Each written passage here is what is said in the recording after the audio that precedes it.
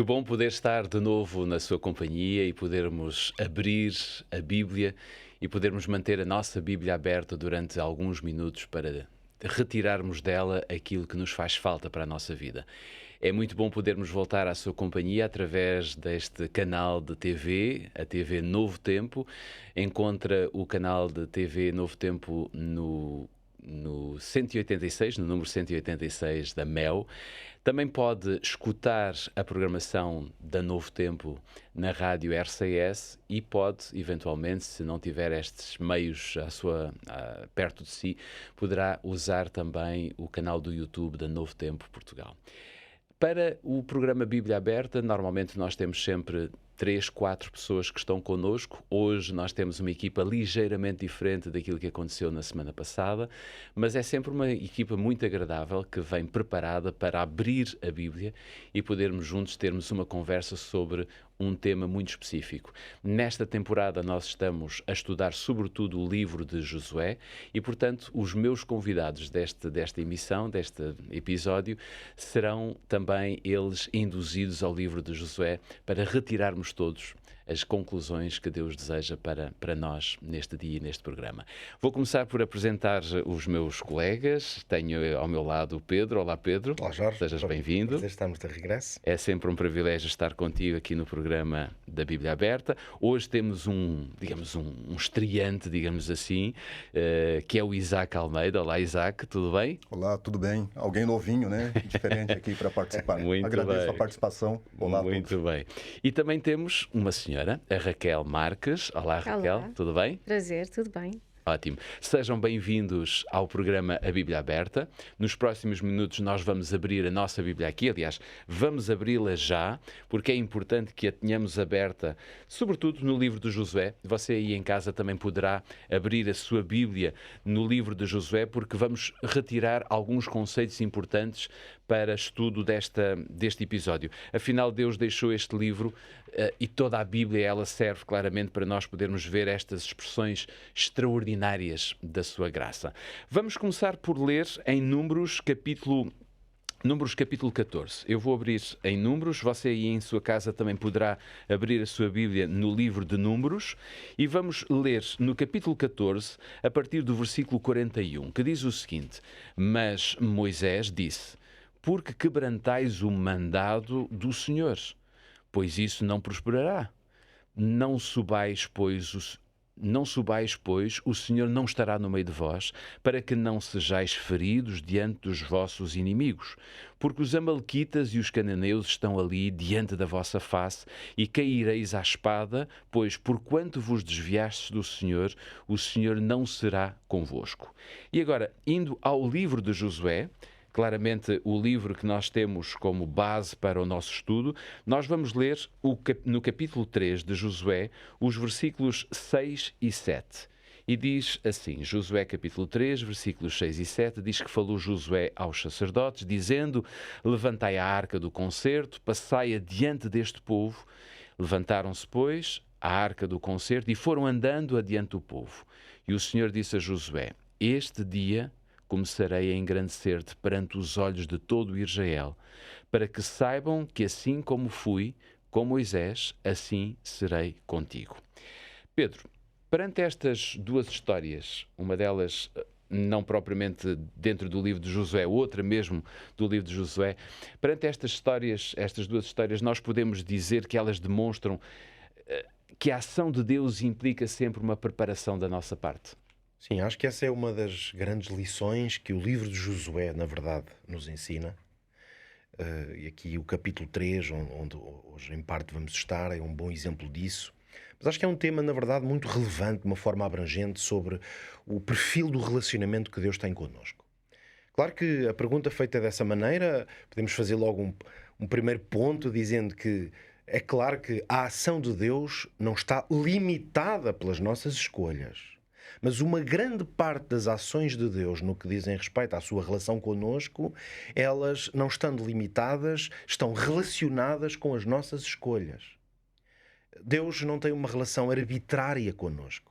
Na verdade, ele dotou-nos de uma capacidade de livre-arbítrio que determina muito do que é a nossa relação com ele e o que acontece na nossa vida. Mas se olharmos com um pouco mais de detalhe para estas histórias aqui, para estes dois momentos, nós vamos perceber algumas lições que me parecem muito relevantes. A primeira delas é que os seres humanos, sem a direção de Deus, mesmo bem intencionados, muito facilmente fracassam. Quer dizer, as nossas melhores intenções, com muita frequência, dão mau resultado. O povo, aqui em Portugal, o povo costuma dizer que de boas intenções está o inferno cheio, não é? Que é assim um ditado um bocado forte, mas é para dizer que nem sempre ter uma boa intenção se traduz num bom resultado. A Bíblia está cheia de histórias de pessoas que, ou porque agiram de forma autónoma, ou porque acharam que a vontade de Deus não era talvez a melhor, e experimentaram a sua própria iniciativa e acabaram por ter um mau resultado. E nós vemos aqui dois exemplos. No caso de Números, é evidente que o Senhor está a advertir de que eles vão ter um mau resultado porque não ouviram a voz de Deus. E no caso de Josué, ele está mais a dizer-lhe, pela positiva, dizendo que ele precisa de ouvir a voz de Deus. E se ele der atenção ao que Deus lhe diz, ele vai ter um bom resultado, como Moisés também teve, não é? Ou seja, aqui vemos a preocupação de Jesus, ou de Deus neste caso, a dirigir-se a Josué, a prepará-lo claramente para aquela grande tarefa. Para essa grande obra. Talvez eu possa citar aqui um ou dois textos da Bíblia que talvez resumam bem este conceito, vá lá. Por exemplo, o Salmo 127, que é um salmo que eu adoro, diz que se o Senhor não edificar a casa, em vão trabalham os que a edificam. Então é esta ideia de que a obra humana, ela pode ser completa e produzir bom fruto se o Senhor estiver a edificá-la. Não é? E Jesus, em João 15, disse: sem mim nada podeis fazer. Então, mais direto do que isto é impossível, não é? Jesus tinha esta capacidade de, normalmente, dizer as coisas da maneira mais simples, mais curta que é possível. Que é, normalmente, onde nós temos muita dificuldade. Não é? Então, sem mim nada podeis fazer. É isto. Este conceito, quando nós o traduzimos e aplicamos à nossa vida, percebemos que ele tem muitas aplicações. No fundo, a iniciativa humana, mesmo que bem intencionada, ela não substitui a orientação divina. Acho que esta é uma das grandes aprendizagens que nós precisamos de fazer. Na verdade, a ação de Deus, ela não acompanha a nossa desobediência. Por isso é que nós somos responsáveis, somos eticamente responsáveis pelas nossas escolhas. Por isso, quando nós escolhemos fazer o contrário do que Deus ou nos indicou diretamente ou deixou revelado, é evidente que nós ficamos responsáveis pelas nossas consequências. É aí que a ação de Deus está diretamente relacionada com as nossas escolhas. Mas há alguns elementos ainda importantes aqui. É que a nossa consagração, o tempo que nós passamos e que dedicamos a Deus a nos preparar, por exemplo, para tomar decisões, é evidente que ela tem muito significado, porque abre o espaço para que Deus nos oriente. Podíamos dizer o seguinte: a ação de Deus, a Bíblia mostra que ela, se for precedida de uma busca por santidade, por compreender e ouvir a voz de Deus, ela vai determinar o resultado da nossa ação. Por isso é que Deus age em que momentos? Através de quê? Deus age através da nossa busca pela sua ação. Uma vez que Deus não se obriga, Deus não se coloca num lugar e numa posição de que nós somos obrigados a ter a sua presença, não é? Aqui no capítulo 13 e no versículo 5 de Josué, o Senhor dizia: santificai-vos, porque amanhã o Senhor fará maravilhas no meio de vós. Quer dizer que as maravilhas de Deus estão diretamente relacionadas com o ato de se santificar. Para quem possa ter mais dificuldade em compreender a ideia do que é santificar-se, é buscar a presença de Deus. Porque Deus é que é santo. Todo o ato de santificação, que às vezes isso, aliás, produz uma grande confusão para muitos cristãos, é a ideia de que o ato de santificação é a tentativa de eu ter comportamentos que me santificam. Então, se eu comer da maneira certa, se eu me vestir da maneira certa, se eu for para o lugar certo, é isso que me torna santo. Isso é um engano terrível. Porque o que me torna santo é aproximar-me daquilo que é santo. Isso pode, com certeza, ter reflexos depois em tudo o que eu faço. Mas não são as minhas escolhas ou comportamentos que santificam. Deus é que santifica. E até aquela transformação que nós falamos sempre que é necessário ter para estar na presença de Deus, até essa transformação é Deus que a faz. Ela acontece na presença de Deus. Por isso é que muitas vezes o mundo cristão vive desta ilusão de que nós precisamos de fazer certas coisas que em tese nos habilitariam para a presença de Deus. Isto é contrário a este processo de revelação que Deus faz. Ou seja, é na medida em que eu me aproximo de Deus que eu sou transformado. Não é um processo de transformação para poder ir à presença de Deus. Por isso esta ação, este chamado à ação de santificai-vos, porque o Senhor quer fazer maravilhas no meio de vós, é isto, aproximem-se de Deus, busquem a presença de Deus, e isso sim vai produzir esse efeito. Último ponto... Quem sabe, se me permite, antes claro. de ir a este último ponto, estava a ouvir e a pensar. Estar na presença de Deus, como pode ser isto? Algumas pessoas pensam que simplesmente, ao estarem reclusas, isoladas de todos, de tudo, estão em busca dessa santificação. Não vamos descaracterizar isto, mas para estarmos na presença de Deus e sermos santificados, nós precisamos ouvir a sua voz. E ouvir a voz de Deus é muito simples e prático. Sério? Sim. Através do estudo da Bíblia. Deus está a falar às pessoas a quem Ele tanto ama. E nós podemos ter a contrapartida do diálogo em falar a Ele através da oração. Abrir o coração a Ele, como falamos entre amigos. E isto vai nos ajudar a estarmos na presença de um ser ao qual aprenderemos a admirar, a amar e a adorar, sendo santos como Ele é santo. Sem dúvida. Josué é um bom exemplo de alguém que, de facto, manifestou este tipo de postura e de atitude. Por isso, quando líamos aqui que Deus prometeu a Josué que eu começarei a engrandecer-te perante os olhos de todo o Israel, para que saibam que eu, assim como fui Moisés, estarei contigo, é muito interessante o uso deste verbo que é engrandecer.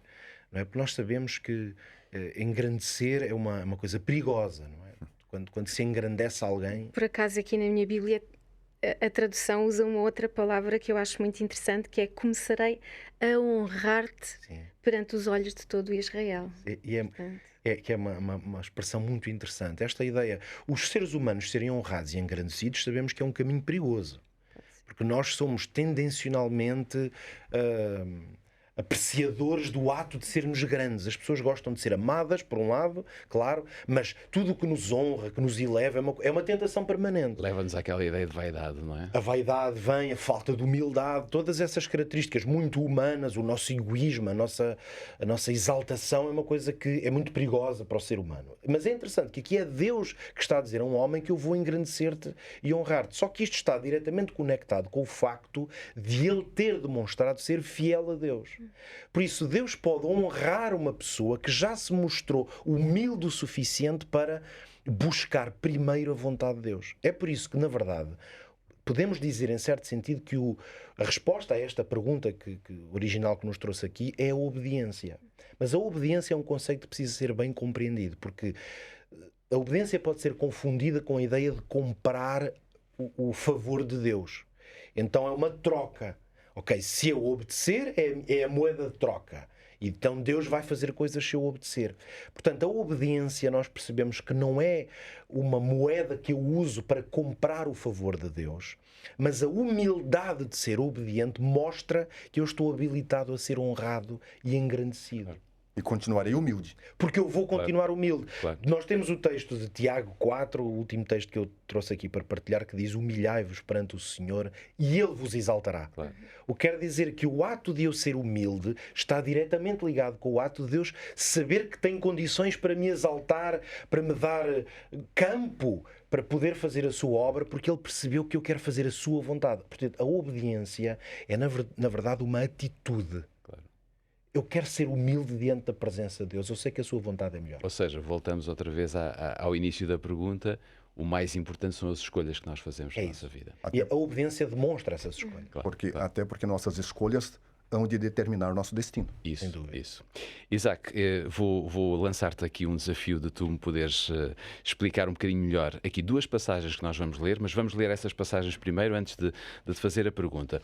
Uma delas está em Josué capítulo 3, versículo 17, e nós podemos ler este versículo. Portanto, se tiver a sua Bíblia aberta em Josué, vá ao capítulo 3 para lermos o versículo 17, que diz: Porém os sacerdotes que levavam a arca do concerto do Senhor pararam firmes em seco no meio do Jordão, e todo o Israel passou em seco, até que todo o povo acabou de passar o Jordão.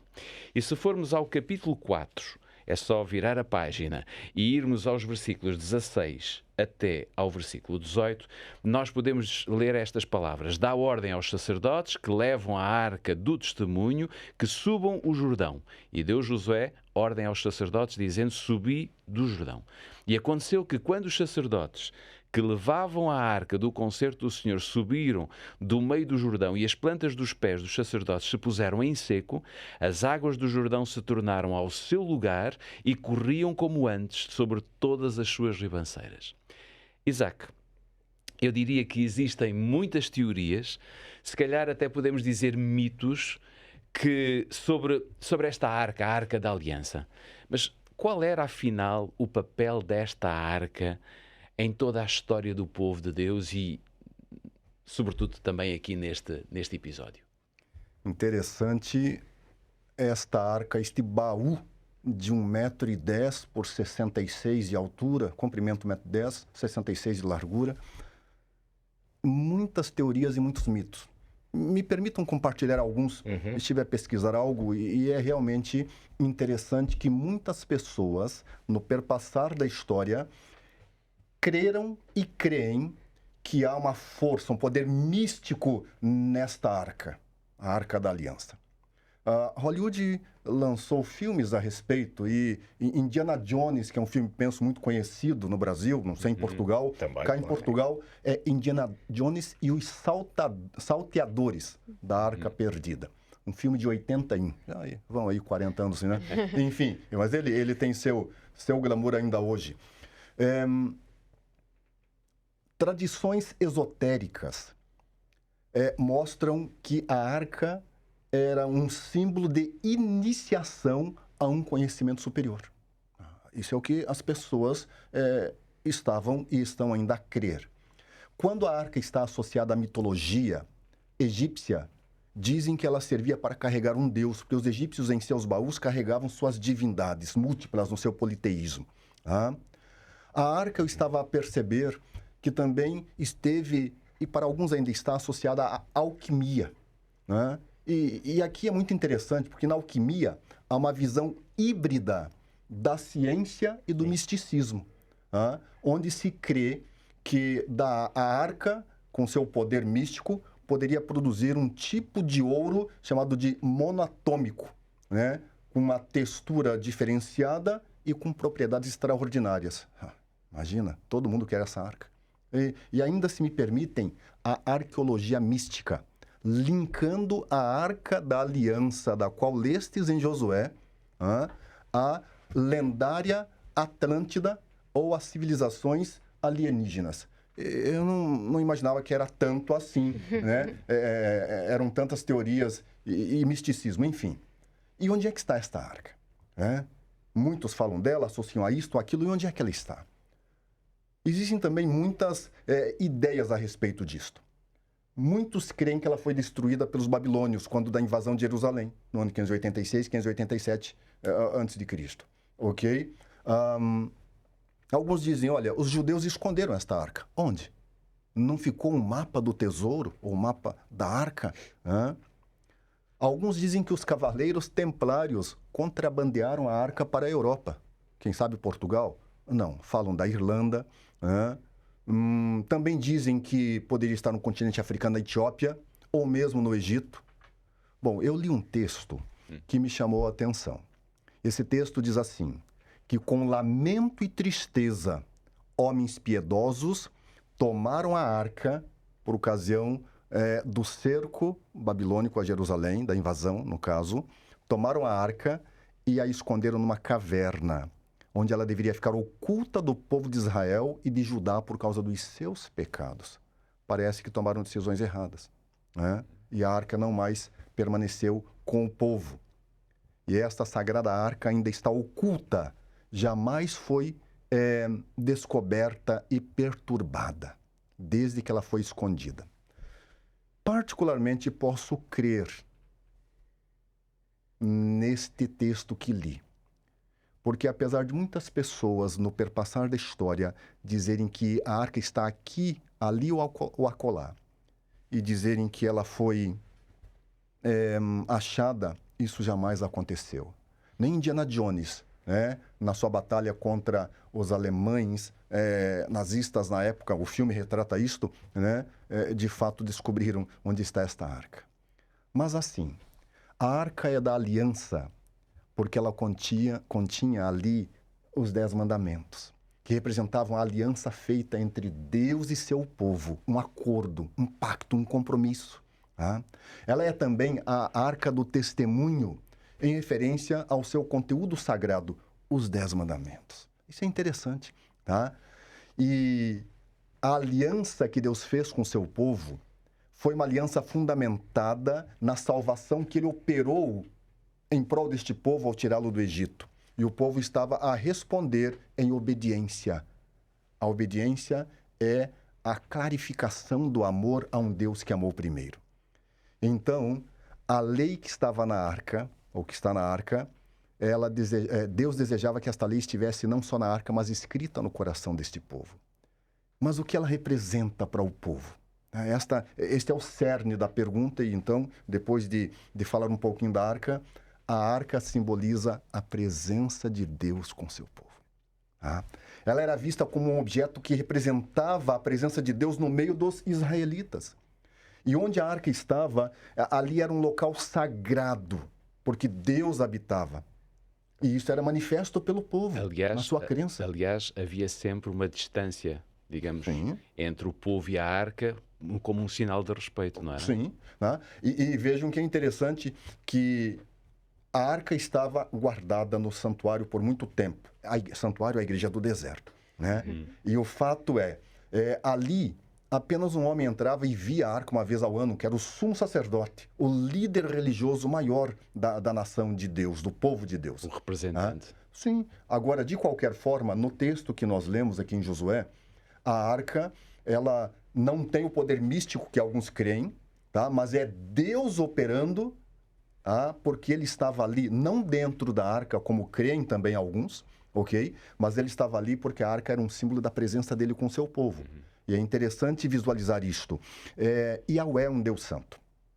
Para ir ao cerne da pergunta, e a Arca da Aliança aparece pelo menos 20 vezes aqui em Josué 3 e 4. Será que é importante? Será que tem algo a nos dizer? Né? Não sei se posso interromper, Por favor. Isaac.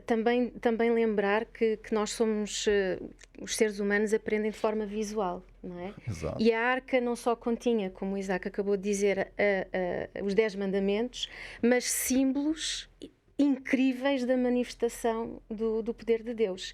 Então, por isso tão importante o povo saber, no momento em que ia para uma batalha, não é? Como é o caso, ou que ia fazer algo difícil, ia ter uma provação, ia passar um obstáculo, saber que aquela arca continha símbolos que falavam deste poder extraordinário, deste Deus que intervinha em favor deles. Aquela arca representava a presença de Deus, basicamente, entre o povo. É isso mesmo. A glória de Yahweh, ela repousava sobre a arca no interior do santuário. É o Shekinah, é o brilho da glória, da presença de Deus. Tá? Era a manifestação visível da presença de Deus que tem prazer em estar com seu povo, com você aí, conosco cá, enfim, com os nossos amados. E durante a travessia do Jordão, que foi o texto lido, a arca ia cerca de 1 quilômetro à frente do povo, mas ela parou no meio do rio e agora o povo passou ao lado e pôde ver a arca mais de perto, não tocar nela. Mas os sacerdotes estavam a serviço de conduzir a arca. E é interessante a importância religiosa, para eu fechar esta parte. Tá? A arca era o ponto focal, principal da igreja do deserto. E depois da igreja em Jerusalém, o templo de Jerusalém. Era um sinal de segurança e de vitória para o povo sendo levado à frente das batalhas. Foi o que a Raquel mencionou. Ok? Não era a arca com algo místico inerente a ela, mas era a certeza de que a arca estava ali. Então, Deus, que pediu para fazer a arca, segundo o modelo que ele deu, estava ali também. E para os judeus e para alguns cristãos hoje, ainda a arca continua a ser um objeto sagrado, um símbolo da aliança de Deus com o homem. E isso é importante. A arca é um símbolo da aliança de Deus com você.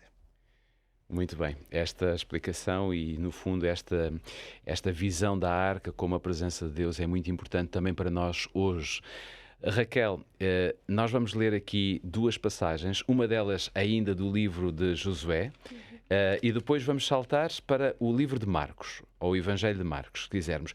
Se formos ao capítulo 3, para lermos o versículo 16, nós vamos encontrar que pararam-se as águas que vinham de cima, levantaram-se num montão muito longe da cidade de Adã, que está da banda da Sertã, ou de Sertã, e as que desciam ao mar das Campinas, que é o mar salgado, faltavam de todo e separaram-se. Então passou o povo defronte de Jericó. E agora, quando vamos a uma passagem muito rápida, sem desmarcarmos aqui o livro de Josué, mas dando um salto para Marcos, nós podemos encontrar aqui uma passagem no capítulo 4, no versículo 39, um momento em que Jesus vai apaziguar a tempestade. Diz que ele, despertando, repreendeu o vento e disse ao mar: cala-te, aquieta-te. E o vento se aquietou e houve grande bonança. Raquel, quando nós olhamos para esta abertura no Rio Jordão, ou mesmo Jesus, que naquele momento em que ele é acordado acalma a tempestade, nós podemos ver sempre aqui como que uma certa intervenção poderosa, sobrenatural de Deus. Como é que nós devemos lidar com estas histórias na nossa vida hoje, quando parece que o sobrenatural não está assim tão presente? Exatamente. Eu acho que qualquer um de nós já fez essa pergunta, não é? Nos maravilhamos tanto com estes relatos bíblicos e perguntamos porque é que Deus não se manifesta desta forma hoje em dia nos nossos tempos. Porque é que não vemos tanto? Exatamente. Não é? Pelo menos igual. Porque é que não é tão evidente, Exatamente. não é? E tão espetacular. A pergunta que eu fiz a mim mesma é: o que é um milagre? Eu gosto de ir à procura do significado das palavras, e se nós formos ao Google, um dicionário, onde quisermos, milagre é então este acontecimento extraordinário, fora do normal, para o qual não existe uma explicação, nem científica, nem no mundo natural, portanto não há uma explicação para este acontecimento. Então a pergunta que eu faço, aliás, as duas perguntas que eu fiz a mim mesma, e coloco agora aqui também a quem nos ouve, é: será que é o sobrenatural que não está assim tão presente hoje em dia? Ou será que é a falta de fé, não é, de cada um de nós, ou o ceticismo das pessoas no geral, que faz com que realmente nós não consigamos ver os milagres de Deus e Deus não se manifeste em relação à humanidade desta forma? Então, estas foram as perguntas que eu fiz. E é muito interessante que, se nós formos, e viemos aqui então a Marcos, se formos aqui a este momento do ministério de Jesus, podemos ver em Mateus 13 e depois também em Marcos 8, duas situações muito específicas em que Jesus não acede a fazer milagres. Ou seja, no momento em que esta manifestação foi tão evidente, Jesus curou os cegos, os coxos, ele se manifestou de uma forma tão extraordinária através destas coisas sobrenaturais, lá está, mas nestes dois momentos ele não o faz, ele faz esta escolha. Em Mateus 13 ele regressa a Nazaré, o sítio onde cresceu, e vão ali encontrá-lo pessoas que o viram crescer, não é? Que o viram desenvolver, fazer-se homem. E a pergunta que eles fazem, e que a reação deles quando o veem a pregar e a ensinar é: então, mas este não é o filho de Maria e de José, este não foi o que cresceu aqui, o que era carpinteiro? E pronto, e de certa forma o tom e a forma como se dirigiram a Jesus foi de desprezo, Vamos talvez. Lá ver se ele é capaz. Exatamente. Nós temos um ditado que diz que em casa de ferreiro, não é, espeto de pau, não é? Os santos da casa não fazem milagres. Portanto, é sempre difícil nós sermos profetas na nossa casa. E Jesus sentiu neste momento este desprezo, esta incredulidade. E é isso que o texto vai referir.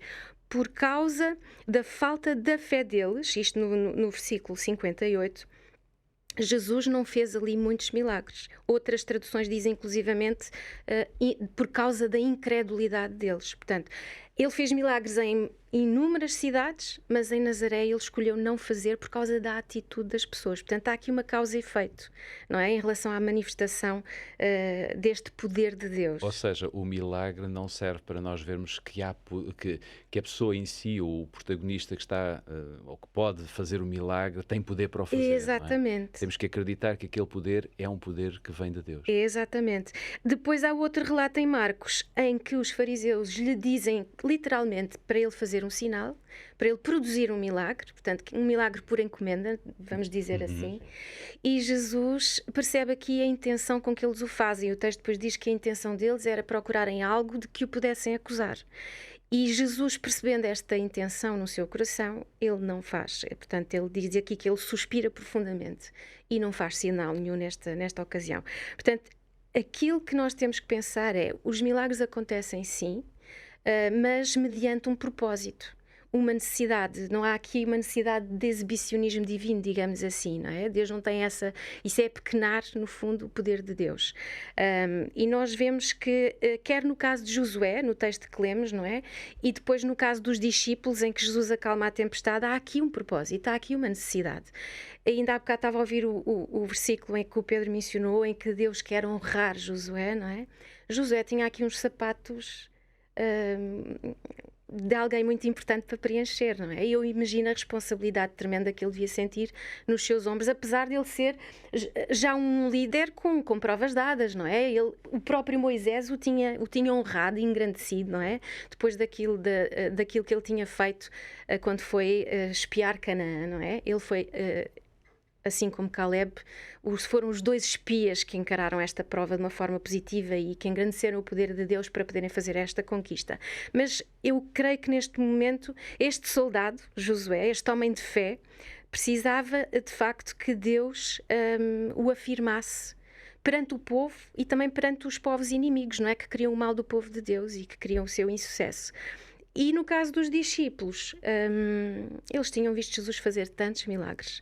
Mas vemos aqui que no momento em que aparece esta tempestade, no momento em que aparece esta dificuldade, o que é que lhes acontece? Eles enchem-se de medo, não é? Eles esquecem-se de quem é que têm no barco com eles. E Jesus vem aqui lembrá-los. Olhem, eu estou aqui, eu tenho poder sobre os elementos. E ele acalma o vento e acalma o mar.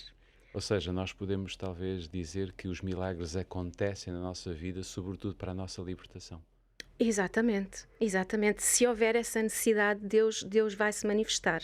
E ele manifestou-se ao longo da história da humanidade de diversas maneiras, não é? Deus não é um Deus que estagna, ele vai interagindo com o ser humano mediante os tempos, mediante as épocas.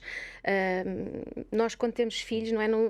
Nós dizemos, eduquei os dois da mesma maneira, ou os três da mesma maneira, todos da mesma maneira.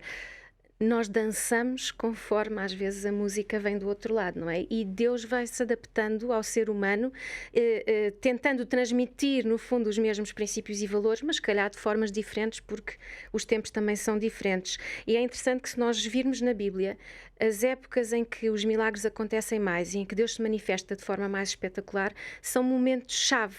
Momentos ou de grande mudança, ou de transição, ou de grande conturbação. Eu lembro-me aqui, por exemplo, Moisés e Josué, não é? Esta peregrinação até à conquista de Canaã é um momento em que Deus se manifesta, porque existe essa necessidade de o povo sentir de uma forma mais visual, não é? E espetacular que Deus está no meio deles. Depois, também na fase de Elias e Eliseu, nós vemos que Deus se manifestou de uma forma espetacular no Monte Carmelo, não é? E noutras ocasiões, Elias faz vários milagres.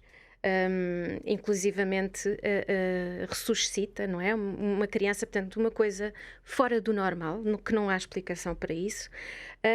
Então, nestes momentos de transição, de mudança, de conturbação, Deus se manifesta de uma forma mais espetacular. Tem algo interessante na questão dos milagres. Tá?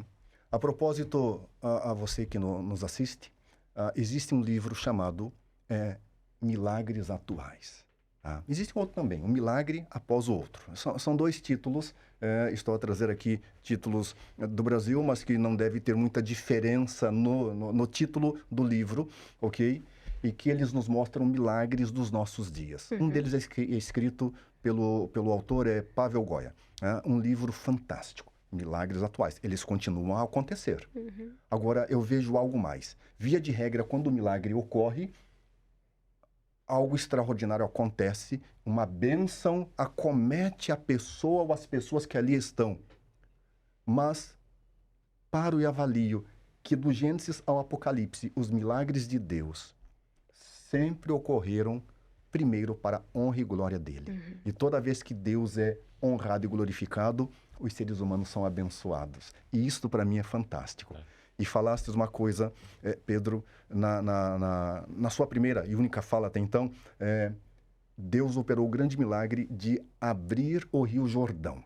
Já não foi a primeira vez que algo se abre, né? Algo líquido se abre cá. Nós vamos mencionar já aí o Mar Vermelho. Mas veja, o que Deus pediu ao povo antes de operar aquele grandioso milagre? Santificai-vos.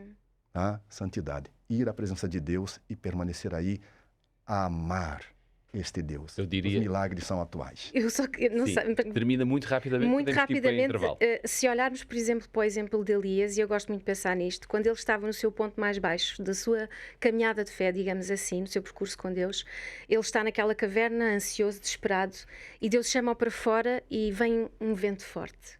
Não é? Mas Deus não estava no vento. A seguir vem um terremoto, Deus não estava no terremoto. Uma coisa espetacular. A seguir vem um fogo, que tem uma coisa evidente e visual, poderosa. Deus não estava no fogo. Deus vai estar exatamente numa voz mansa e suave. Às vezes nós estamos à espera de fogo de artifício, mas às vezes não é no fogo de artifício, são em coisas pequeninas na nossa vida, em experiências de fé que temos com Deus. Quando abrimos a Bíblia e quando a mantemos aberta diante de nós, o tempo voa, mas nós sentimos a presença de Deus. Nós vamos sair para um curtíssimo intervalo, voltamos já a seguir para continuarmos esta conversa que está a ser extraordinária. Até já. TV Novo Tempo, o canal do sábado, o canal da esperança. Retomamos aqui mais um episódio, sobretudo a segunda parte do episódio Bíblia Aberta de hoje. É muito bom poder estar na sua companhia, já sabe, somos a Novo Tempo Portugal. Estamos no canal 186 da MEL, estamos também numa transmissão em conjunto com a Rádio RCS e se usar a internet ou se quiser usar só o YouTube, poderá ver-nos também no canal da Novo Tempo no YouTube. Nós, antes de voltarmos à conversa com os nossos convidados, temos uma oferta muito especial para si, uma oferta que normalmente damos a todos aqueles que estão interessados em estudar mais a Bíblia.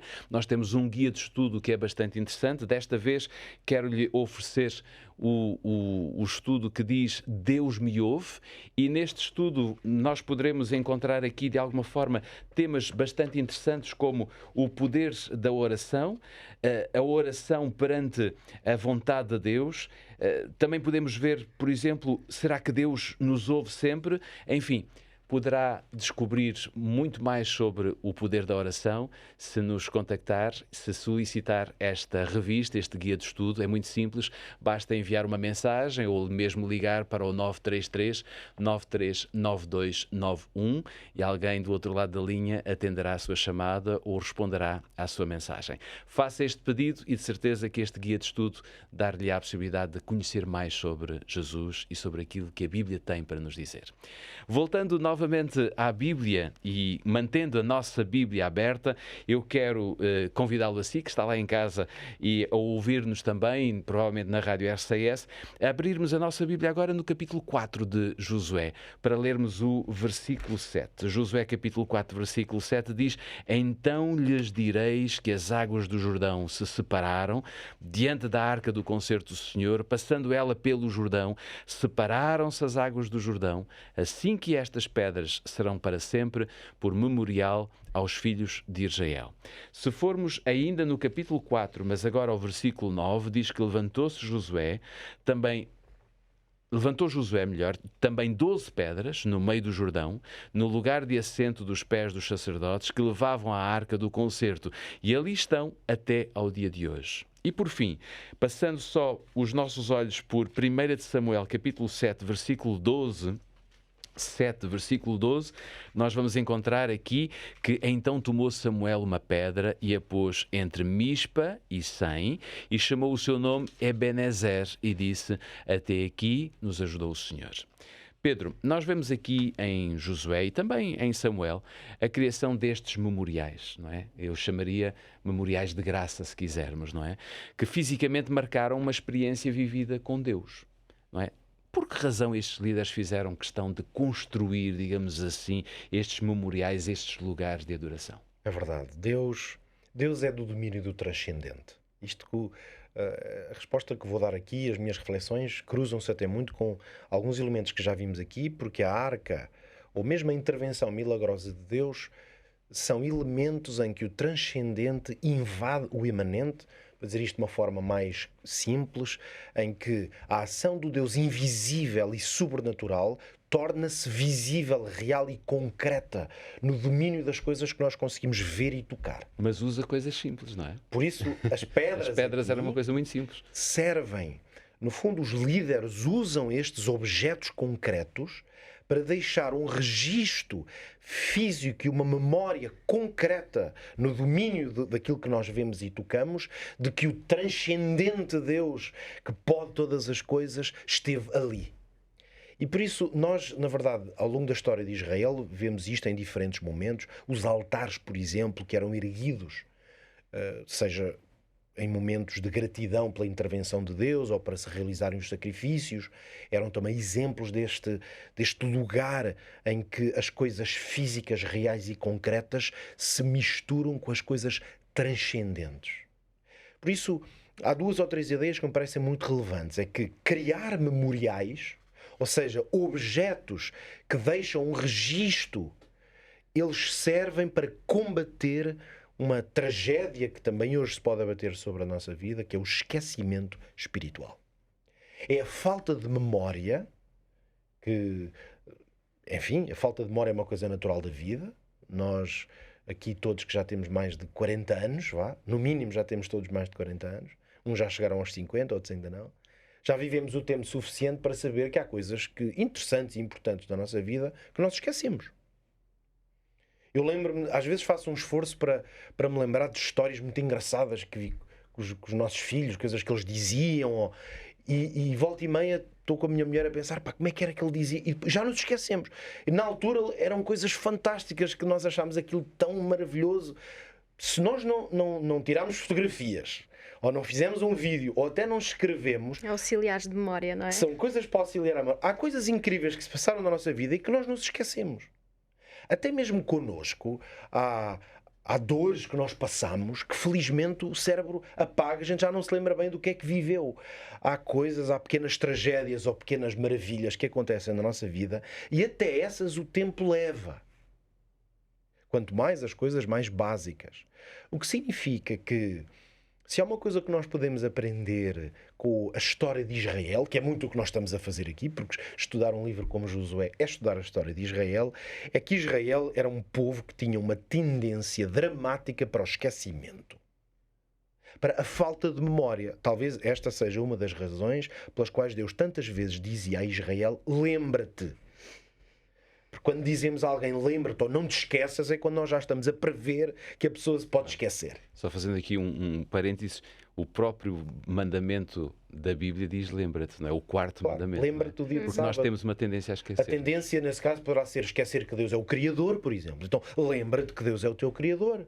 Lembra-te do que Ele fez. Mesmo as festas, por exemplo, as grandes celebrações religiosas que Israel realizava de forma cíclica, praticamente todas aquelas festas estavam relacionadas com uma intervenção de Deus extraordinária que a festa tornava no concreto realizável e memorizável. Olha, Deus libertou-te lá do Egito, agora vais comer esta comida, fazer esta refeição e cumprir este ritual para não esqueceres o que o teu Deus fez por ti e a forma como Ele te libertou.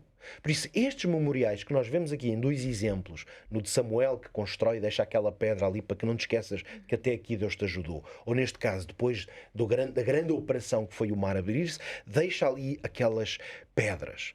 Vou concretizar aqui em 2 textos bíblicos que nos lembram do problema e qual é a solução. 2 salmos. Salmo 106 e o versículo 7 diz o seguinte: nossos pais não entenderam as tuas maravilhas no Egito, não se lembraram da multidão das tuas misericórdias. O Salmo 106 é, portanto, em parte dele é um salmo sobre o drama do esquecimento. Isto não é sobre memória, sobre as nossas células ou os neurónios. Isto é sobre esqueceres o que Deus fez por ti. Viveres como se Deus não tivesse feito uma coisa maravilhosa na tua vida. Este é que é o drama espiritual. Não é eu esquecer-me de uma coisa. A gente na vida esquece. Agora, tu esqueceres e viveres como se Deus não tivesse feito o que Ele já fez na tua vida é um drama espiritual. O Salmo 103, de Davi, tem uma espécie de resposta. Porque diz: bendize, ó minha alma, ao Senhor, e não te esqueças de nenhum dos seus benefícios. Por isso é que podemos dizer que lembrar o que Deus fez no passado é extremamente importante para quê? Para renovar a nossa fé para o futuro. Por isso é que não podemos esquecer que os memoriais são uma forma, e eu aqui termino, de ensinar as futuras gerações. Nós hoje, talvez, e até em termos, para deixar aqui uma coisa prática para nós, precisamos de nos questionar como é que podemos criar memoriais. Mas nós precisamos de cumprir este mandato, que os salmos também muitas vezes dizem, curiosamente, que é uma geração lembrará à outra geração das coisas que Deus fez. Para os que somos pais, é uma responsabilidade permanente sobre nós de contarmos as coisas que Deus fez por nós. Como é que nós deixamos registro do que Deus fez? Às vezes podem ser com objetos físicos. Sim, nós podemos guardar pequenos objetos, lembranças, coisas que registamos. Hoje, felizmente, temos a fotografia, o vídeo e meios digitais que nos permitem, fixar uma memória.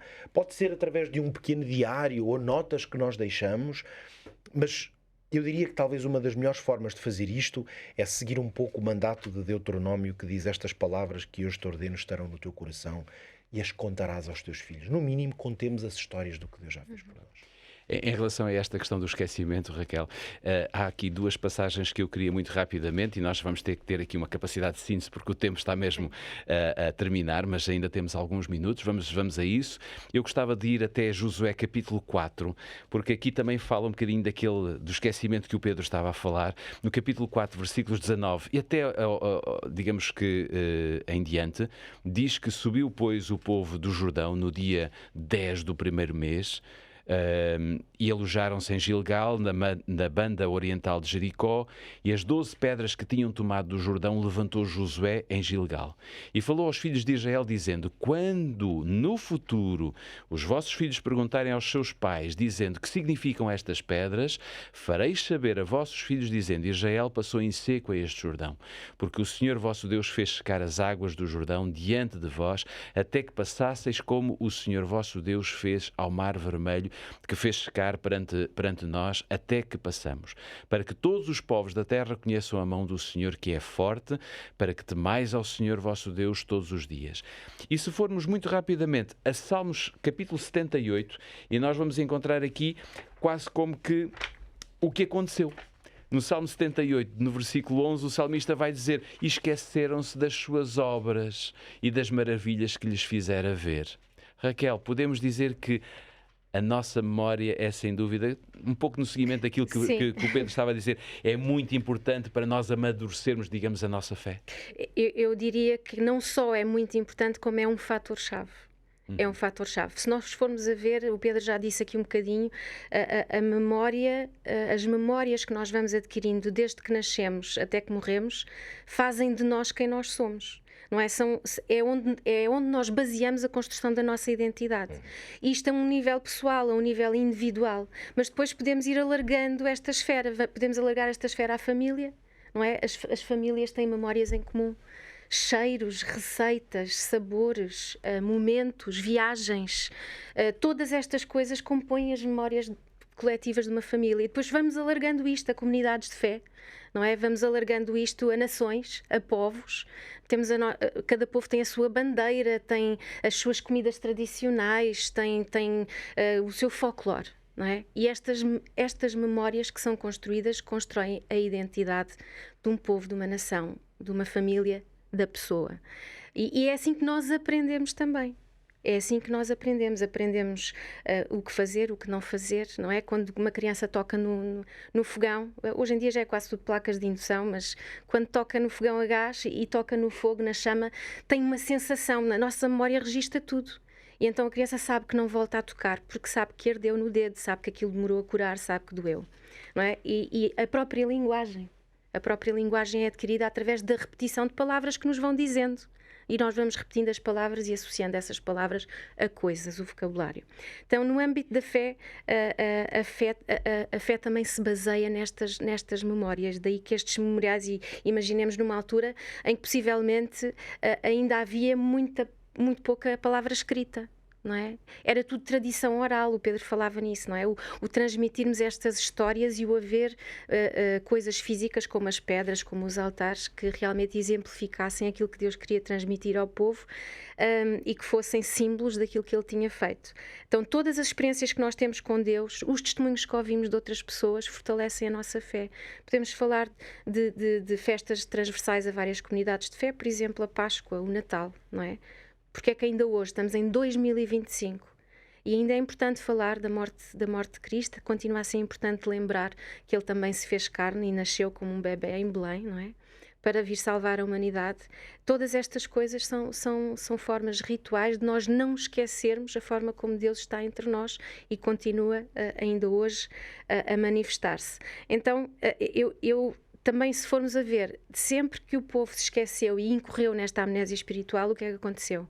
Afastaram-se de Deus, apostasia, não é? Adoraram outros deuses, idolatria. Houve guerras, houve sofrimento, foram exilados, foram conquistados por outros povos. Portanto, sempre que há esta amnésia espiritual, nós sofremos as consequências desse afastamento de Deus. E Deus mostra-nos que isso aconteceu no passado, não é? Porque esqueceram-se das suas obras. Exatamente. E a fé tem que ir à procura. A Bíblia é um livro de memórias.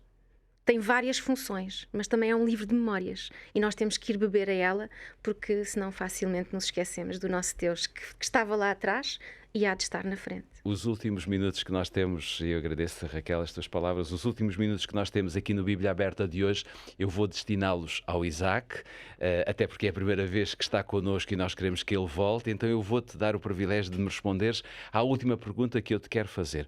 Porém, vamos abrir ainda em duas passagens, porque é importante nós sintonizarmos um pouquinho esta pergunta a partir daquilo que a Bíblia nos diz. Se formos a Salmos, capítulo 66, no versículo 6, volta aqui a dar-nos a indicação clara daquilo que o Senhor Deus fez. Converteu o mar em terra seca, passaram o rio a pé, ali nos alegramos nele. E depois, se formos a Marcos, no capítulo 1, aqui vamos entrar um bocadinho na esfera de Jesus como homem, vamos olhar um bocadinho pelo batismo e a tentação de Jesus, que são dois episódios que estão muito juntos, muito próximos um do outro. Diz que, no capítulo 1 de Marcos, versículo 9, diz claramente que e aconteceu naqueles dias que Jesus, tendo ido de Nazaré, da Galileia, foi batizado por João no Rio Jordão. Isaac, o Rio Jordão parece ter um papel fundamental ou muito especial, se quisermos, na história deste povo, que é o povo de Deus. O que é que nós podemos tirar para nós hoje de significado também do Rio Jordão? O rio que nasce ali ao pé do Monte Hermon, entre a Síria e o Líbano, corre 200 quilômetros até desaguar no Mar Morto. Tá? Eu já estive nas águas do Rio Jordão. Fui lá conhecer. E a água é água em qualquer lugar. Mas o Rio Jordão tem algo muito especial. Tá? Nada místico, tá? Mas dentro da esfera memorial, certo? Boas lembranças. Tá? Este foi o rio que foi aberto pelo poder de Deus, pelo amor de Deus, para que seu povo passasse a seco e, por fim, adentrasse a terra prometida que mana leite e mel. É muito curioso, Deus abriu para um povo que até não entrou, não é? Porque chegaram e não entraram, e depois para um outro povo, que era a continuidade do mesmo povo, para entrarem, não é? De qualquer forma, quando olhamos para os textos bíblicos, em especial o Antigo Testamento, e o Salmo 66, que foi lido aqui com os nossos assistentes, é interessante que o salmista Davi, ele traz a lembrança, um fator memorial, tá? Não só o Rio Jordão, como o Mar Vermelho. Porque ambas as águas Deus abriu para que o povo passasse a seco, visando algo melhor para este povo. E o que Davi está nos mostrar no Salmo 66 e em outros tantos é a intervenção divina em favor do seu povo. Tá? Interessante ainda é que o próprio salmista, ele se coloca como estando a passar da pobreza, do desamparo, da humilhação, do lado de cá do rio e do mar, né? Para a segurança, o bem-estar, a salvação e a dignidade. Sabe, para nós hoje, temos algo também além do rio. Basta confiarmos em Deus, ter a sensação e a certeza da sua presença e vivermos em função dessa presença. E Deus nos dará uma terra que mana leite e mel. Eu quero muito agradecer-vos por termos aberto a Bíblia hoje e termos feito isso com os nossos ouvintes e com aqueles que estão connosco através do canal de TV da Novo Tempo. Já não temos mais tempo, mas ainda vou apenas referir que Deus nos ouve. E nós podemos ver a intervenção de Deus na oração, como é que Deus se revela com fé e através da nossa fé, e, por exemplo, também podemos ver que a oração e a presença do Espírito de Deus em nós fazem maravilhas. Se quiser ter este guia de estudo, poderá fazê-lo de forma gratuita. Basta que ligue para o 933 939291. Alguém irá atender o seu pedido e nós teremos muito gosto em oferecer-lhe este guia de estudo. Para a semana voltamos a abrir novamente a Bíblia consigo. Não feche a Bíblia, mantenha-a aberta e estude a palavra de Deus e ela trará para a sua vida bênçãos que o Senhor Deus tem para si. Até para a semana, se Deus quiser.